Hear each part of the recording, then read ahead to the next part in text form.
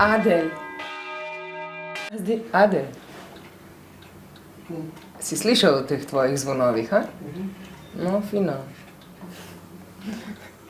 Jaz sem pa opazila, da do zdaj z vsemi urarji, s katerimi sem se pogovarjala, ne vem, vsi razumem, ja, ponos nad poklicom in to, ampak prav malo se mi zdijo, da so že skoraj nečimrni, no, tako ponosni zelo, ne vem, kaj. Kaj pa vem, dosti razmišljam o tem, kakšni smo urarji, zaradi tega, ker se veliko trudim, da bi slovenski urarji skupaj določene stvari potegnali. In prihajam do teh zaključkov, da smo res majčkeno posebni. Če hočeš biti urar in dober urar, moraš biti malo posebneža. Dejstvo pa je, da je to relativno individualen poklic in si sam s svojim problemom. Srečo imaš, če lahko nekoga pokličeš ali v tujini ali v Sloveniji, da ti pomaga, ampak dejstvo je, da moraš ti priti na kraj. Ne moreš zdaj to odnesiti k sosedu, da ti on to popravi, ker stranka pričakuje rešitev danes, včeraj. Ne? Mislim, da je tukaj največji problem, da se človeška duša razvija v to smer, reši vsem, zmaga vsem in nas potem te zmage naredijo tudi ponosne. Pa glede na to, da vas ni veliko v Sloveniji, vlada med vami kakšna tekmovalnost? Tekmovalnost med urarji mislim, da ne. Med urarji samimi ne. Morate ločevati med urarji in prodajalci ur. To je bistvena razlika in med tistimi, ki samo baterije menjujejo. V Sloveniji nas je kulturnih in dobrih urarjev samo ne par. In tisti načeloma sodelujemo med seboj. Tudi dosti potujemo skupaj v Švico, vsak po za sebe in tudi skupaj. Načeloma tekmovalnosti ni, prav gotovo pa je kakšna ljubosumnost ali pa kakšno stvar ne poveš, ker takoj, jaz sem malo bolj klepetal, povem verjetno več kot do drugo in malo bolj tihe sorte.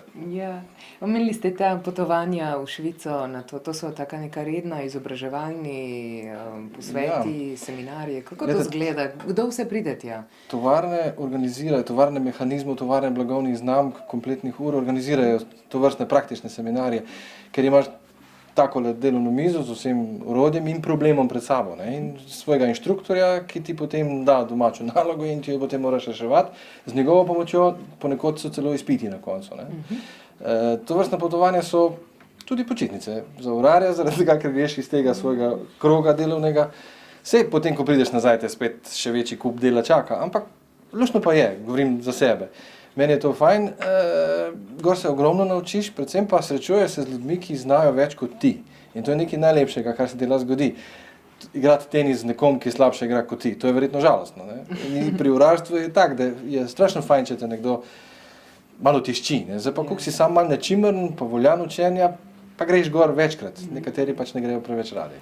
Pa ravno to me zanima, ko se vas zbere na kupu, ne vem, veliko število teh urarjev in strokovnjakov, kakšne so kakšne interne šale med vami, ne vem, urarske, ki jih mogoče ne urarji sploh ne bomo razumeli? Ne, sploh vam jih ne bomo povedali. Zaradi tega, ker so določene stvari, ko niso za javnost, ker, glejte, dejstvo je, da stranki je treba problem rešiti. Rešiti z leve ali desne, kakorkoli, v glavnem treba ga je rešiti. Smisel, cilj je, da se reši po standardih, ki so jih postavili Švicarji. Vsaka stvar pa tudi v nekem standardu. Ne? In potem moraš tudi marsikatero stvar improvizirati, govorimo o starejših urah. Ne? Novejše, tisto je malo lažje. Glejte, šale so res, tako ste rekla, so strokovne in vas bojo verjetno dolgočasle. Koliko približno koscev je torej v eni povprečni ročni uri? 100. 100? 300 tudi. Še zdaj mi ni jasno, kako to vse skupaj kot laik razložite, kako to deluje. Najbolj, da vam pokažem. To bo najbolj enostavno. No.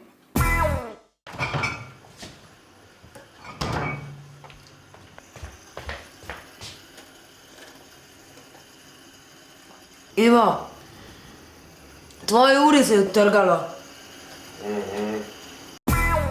Pri tako malem mehanizmu kot ta dva, ta je že sestavljen, ta je še razstavljen, ne verjamem, da boste prav dobro videla.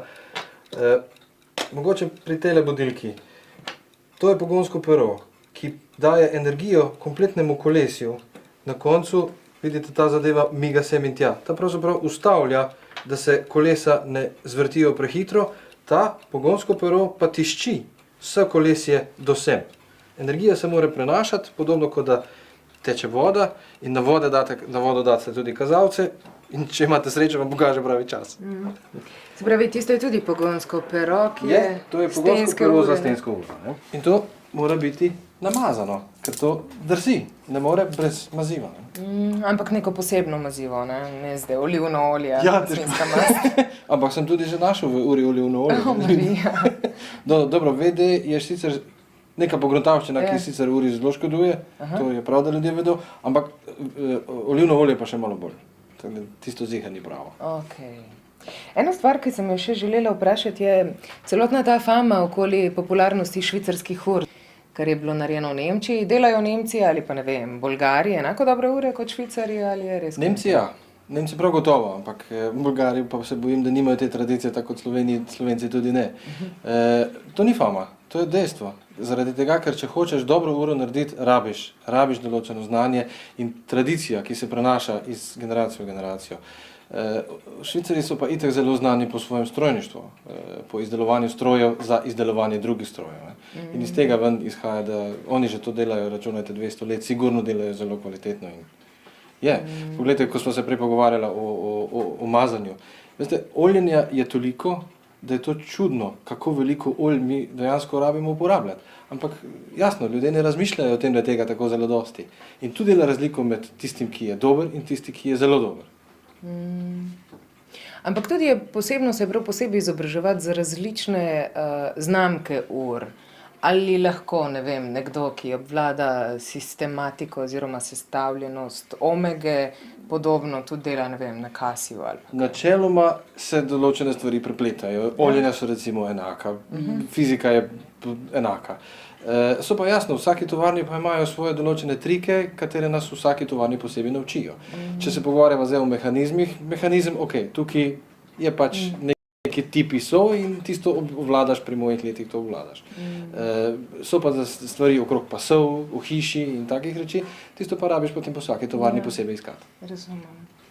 Kaj vi mislite, zakaj se danes zelo malo mladih oziroma nič ne odločajo več za ta poklic? Veliko smo krivi mi, urarji, zaradi tega, ker ne znamo predstaviti tega poklica, kakšne pravzaprav lepote samo to poklic nosi. Ni tako popularen, a veste, ker tako smo se prej pogovarjali, zadeva je, tu si sam, z uro si osamljen, tega ne moreš pokazati na veliko, avtomobil pokažeš, računalniški program pokažeš večjim ljudem. Stranki, če želiš stranki predočiti neko reč, kako si nekaj popravil, jo moraš poklicati pred delovno mizo. Samo na tak način lahko vidi. In mislim, da ta individualizem je pravzaprav glavni razlog, zakaj otroci nimajo tako velike želje po tem poklicu.